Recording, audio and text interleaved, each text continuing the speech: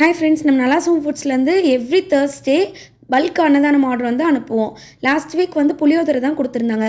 எனக்கு அன்றைக்கி காலையிலேருந்தே வந்து உடம்பு ரொம்ப டயர்டாக ஆரம்பிச்சிருச்சு. எப்போவுமே எனர்ஜியோடவே வேலை செய்வோம்லாம் சொல்ல முடியாது. கண்டிப்பாக எல்லாருக்குமே டயர்டுன்றது வரதான் செய்யும்.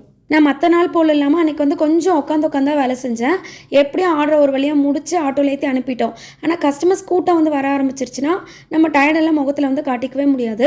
இப்போ 10 டேஸாக நம்ம கடைக்கு வந்து லஞ்சுக்கு சப்பாத்தி இன்ட்ரடியூஸ் பண்ணியிருக்கோம். அது மாவு பசிதுலேருந்து தேய்க்கிற வரைக்கும் எல்லா ஒர்க்குமே நான் தான் பண்ணுவேன். இந்த இடத்துல முக்கியமாக சொல்ல வேண்டிய விஷயம் என்னென்னா, உங்களுக்கு எவ்வளோ டயர்டாக இருந்தாலும் சரி, நீங்கள் ஃபேஸில் அந்த டயர்டாக காட்டக்கூடாது. அதுக்கப்புறம் வந்து கஸ்டமர்ஸ் கிட்டே எப்போவுமே சிரிச்சுட்டே தான் இருக்கணும்.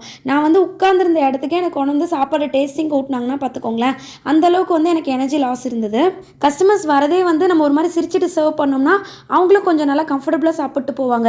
அதனால் வந்து மேக்ஸிமம் அது எல்லாமே காட்டிக்காமல் நான் மட்டும் இல்லை, எல்லாருமே அப்படி தான் வேலை செய்வோம். எப்படியோ வியாழன் வெள்ளி ஒரு வழியாக சமாளித்து சனிக்கிழமை வந்துருச்சு. அப்பாடா இன்றைக்கி ஒரு நாள் ஓட்டிட்டா சண்டே வந்து நல்லா ரெஸ்ட் எடுத்துடலாம் அப்படின்னு நினைக்கும் போது அன்றைக்கி மார்னிங் 11 மணிக்கு சடனாக ஒருத்தர் வந்து 80 வெரைட்டி ரைஸ், சாம்பார் சாதம், தயிர் சாதம், வெஜ் பிரியாணி, தக்காளி சாதம் கலந்து கொடுங்கன்னு கேட்டாங்க. நம்ம கடைக்கு வர கஸ்டமர்ஸ்க்கு தான் ப்ரிப்பேர் பண்ணி வச்சுருப்போம். இப்போ சடனாக இவங்க கேட்டதுனால கஸ்டமர்ஸ்க்கு கொடுக்குற குவான்டிட்டியில் வந்து குறைஞ்சிரும். அதே சமயம் வந்த ஆர்டரையும் நம்மளால் விட முடியாது. ஸோ கடைக்கு வந்து மறுபடியும் ப்ரிப்பேர் பண்ணும். இவங்களுக்கு வந்து இண்டிவிஜுவல் பேக்கிங்கும் கட்டணும். எங்கேருந்து அவ்வளோ எனர்ஜி வந்ததுலாம் தெரியாது. கடன்னு அந்த கஸ்டமர் கேட்ட ஆர்டர் ஒரு 45 மினிட்ஸில் ஃபினிஷ் பண்ணி கொடுத்துட்டு கடைக்கும் திருப்பி ரீப்ரிப்ரேஷன் பண்ணிவிட்டு அன்றைக்கெலாம் சப்பாத்தி வந்து பார்த்திங்கன்னா உட்காந்து தேய்க்கிறதுக்குலாம் நேரமே இல்லை, நின்றுட்டே தேய்ச்சிட்டு இருந்தோம். கடையும் செம்ம கூட்டம். கடைக்கு அந்த கஸ்டமர்ஸ், அதாவது அந்த பொண்ணுங்களாம் நல்லா ஃப்ரெண்ட்லியாக தான் பழகுவாங்க. அவங்க வந்து எனக்கு சப்பாத்தி போகிறதுக்குலாம் ஹெல்ப் பண்ணாங்கன்னா பார்த்துக்கோங்களேன்.